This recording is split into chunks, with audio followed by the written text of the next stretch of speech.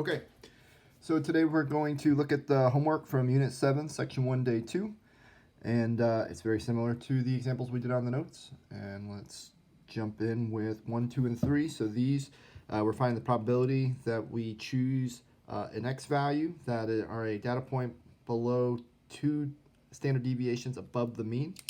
And so if I sort of sketch this in, we got our mean right here. Here would be 1 standard deviation above the mean, 2 standard deviations above the mean. And so if we're trying to find the probability of choosing an x value below this, we're trying to find all the, not past there, all this right in here. And so you could add up each one of these if you want to. Remember, you want to sort of use this chart. This guy right here is 13.5%. This guy right here is 34%. And then all these on this side, you could find each of these individually, but remember 50% of your data lies below the mean. And so if we just add all these up, 50 plus 34 plus 13.5, you're going to get 97.5%. And if it just wants the probability, that would be technically 0.975. On number 2, we're trying to find the probability of choosing a data point 3 standard deviations above the mean, or a data point that's above 3 standard deviations above the mean. I'm going to draw this in. So here's our mean, and then here's 1 standard deviation, 2 standard deviations, 3 standard deviations. If we're trying to find the probability of choosing something above this point right here, that's not a very high probability. It's just this little tail at the end. According to this table, that represents 0.15% of our data. And so it's just going to be 0.15%, or in probability form, that would be 0.0015. And then number 3, choosing a data point between 2 standard deviations below the mean and 3 standard deviations above the mean. You have to do a little bit more work on this one, but it's still the same concept. So here's 1 standard deviation below, here's 2. And then if we go 3 above, well, I'm not making these lines very even, but it's fine. And we're finding all the chance of picking something in this section right here. And so, use your table. This would be 13.5, 34, 34, 13.5, and this is 2.35. Add up all those numbers, and you're going to get 97.35%, or 0.9735. There is another way you could do this one. If you don't want to add these 5 things up, you could, understand that there are sort of 3 sections or 3 sectors that are not in your percent, and you could just say 100% minus the 0.15 for this little tail, the 0.15 for this tail, and the 2.35 for this sector right here. All right, there are 5 more problems, so let's flip over to the next page.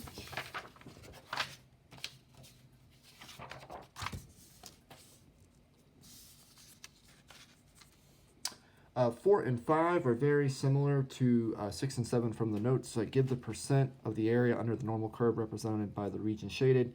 And you're just sort of matching this up with the regions in here, and you're just adding it up. So I think these are pretty easy. This would be 2.35%. This is 34%.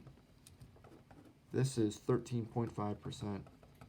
And this little tail over here would be 0.15%. And I'm getting all these values from this table right here. If we add these up, I believe this ends up being 50% of your data. It wanted percent, so we can leave it as a percent. On number 5, same deal, just, this is 0.15%, this is 13.5, this is 13.5, and this is another 0.15%. Add all those up, we get 27.30%. That's our answer. 6, 7, 8 are the only ones that, I think take some brain power. So on number 6, we got a normal distribution that has a mean of 64.6 and a standard deviation of 2.4. Find the probability that a randomly selected x value from the distribution is in the given interval. So what is the probability that we, have a value between 64.6 and 96.4? Well, 64.6 is the mean, so that's going in the middle of this sort of bell curve. And like I said on the notes, this other number that they're going to be giving you is going to be some number of standard deviations away from the mean. So for example, if we add on 2.4, we're going to get 67. So so if we go one standard deviation above the mean, we get 67. That's not quite 69.4, so if I add another standard deviation above the mean, we get 69.4. And there we go. That's that number.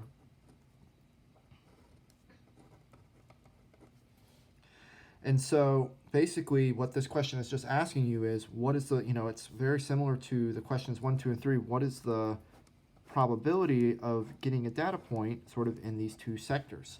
And again, we're just using this table that tells you the percentages. This is 34% of your data. This is 13.5% of your data. And you just want to add those together and sort of see what you get. If you do that, it looks like we're going to get 47.5%. Specifically, it wanted the probability, so that would be 0.475. Let's see here. On number 7, it wants at least 67.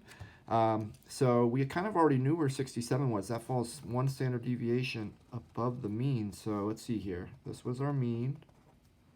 67 is one standard deviation above the mean. And if it's at least 67, that means 67 or higher. So that is all this over here. So that would be from one standard deviation to two standard deviations above the mean, 2 to 3, and then 3 and above.